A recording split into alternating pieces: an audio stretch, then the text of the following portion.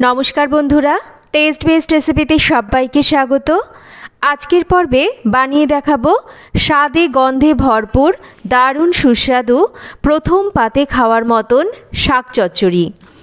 এই শাক চচ্চড়ির স্বাদ আর গন্ধ কিন্তু একদমই অন্য রকম স্বাদের হয়, খেতে ভীষণই সুস্বাদু হয়। প্রথম পাতে এই শাক চচ্চড়ি থাকলে মনে হবে পুরো ভাত শুধু এই শাক চচ্চড়ি দিয়ে খেয়ে ফেলি, এতটা সুস্বাদু হয় এইভাবে শাক চচ্চড়ি রান্না করলে।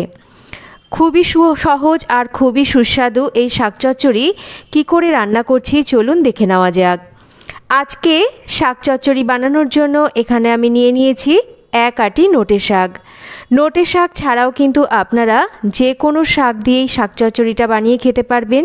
সবার প্রথমে শাকের আঁটিটাকে খুলে ভালো করে শাকগুলোকে বেছে নেওয়ার পর শাকটাকে ভালো করে 4 থেকে 5 বার জল বদলে বদলে ধুয়ে নিতে হবে, যেহেতু শাকের মধ্যে প্রচুর পরিমাণে মাটি আর নোংরা থাকে। শাকগুলোকে ধুয়ে নেওয়ার পর শাকগুলোকে ডাঁটা সহই একটু বড় বড় টুকরো করে কেটে নিয়েছি।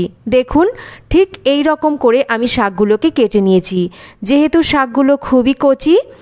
শাক চচ্চড়িতে দেওয়ার জন্য এখানে আমি আলু, বেগুন, মিষ্টি কুমড়ো আর তার সাথে ঝালের জন্য কয়েকটা কাঁচা লঙ্কা চিড়ে নিয়েছি। এই দিয়েই আজকে শাক চচ্চড়িটা রান্না করব। খুবই সহজ আর ঘরোয়া একটা রান্না, কিন্তু আজকে এমন কিছু উপকরণ এই শাক চচ্চড়ির মধ্যে মেশাবো যাতে এর স্বাদ হয়ে যাবে একদম অন্যরকম। রান্নাটা করার জন্য প্রথমে আমরা একটা মশলা তৈরি করব। মশলার জন্য এখানে নিয়ে নিচ্ছি গোটা জিরে, তার সাথেই নিচ্ছি কালো সর্ষে আর রাঁধুনি। প্রথমে মশলাগুলোকে আমরা একটু শুকনো কড়াইতে নাড়াচাড়া করে হালকা করে ভেজে নেব, খুব বেশি ভাজবো না। মশলা থেকে যখন একটা ভাজা হালকা গন্ধ বের হবে মশলাটাকে নামিয়ে ঠান্ডা করে গুঁড়ো করে নেব। এবার পরিমাণ মতন তেল আমরা শাক চচ্চড়ি রান্নার জন্য গরম করে নেব। তেলটা ভালো করে গরম করে নেওয়ার পর এবার প্রথমে আমরা কিছু বড়ি ভেজে নিচ্ছি। আমি এখানে বিউলির ডালের বড়ি ব্যবহার করছি। আপনারা আপনাদের হাতের কাছে যে কোনো ডালের বড়ি থাকলেই কিন্তু সেই বড়ি ব্যবহার করতে পারবেন।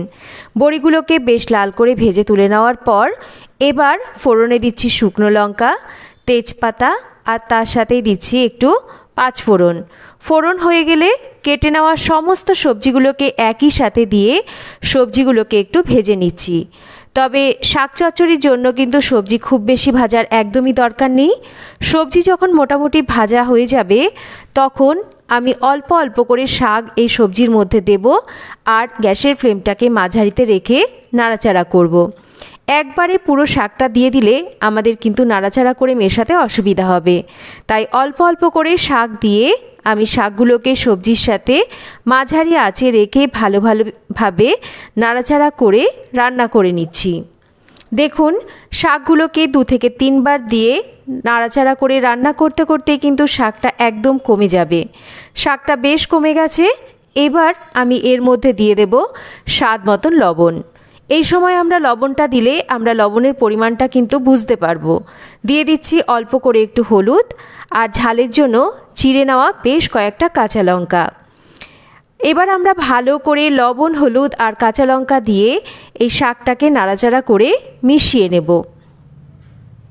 সমস্ত কিছুকে ভালো করে মিশিয়ে নিয়েছি। এবার ঢাকা দিয়ে একদম লো ফ্লেমে রেখে রান্না করতে হবে। শাক থেকে কিন্তু এবার জল বেরোতে শুরু করবে। দেখুন বেশ কিছুক্ষণ পর ঢাকাটা সরিয়ে নিচ্ছি। শাক সবজি এগুলো থেকে কিন্তু বেশ জল বেরিয়েছে আর তাতেই কিন্তু সমস্ত কিছু মোটামুটি সেদ্ধ হয়ে গেছে। এখনও একটু সেদ্ধ হতে বাকি আছে, কিন্তু আলাদা করে কিন্তু জল দেওয়ার দরকার নেই। এখনও যেটুকু জল এর থেকে বের হবে তাতেই কিন্তু সমস্ত কিছু সুন্দরভাবে রান্না হয়ে যাবে। এই সময় এর মধ্যে দিয়ে দিচ্ছি স্বাদ মতন একটু মিষ্টি আর তার সাথেই দেব এখানে আদার রস।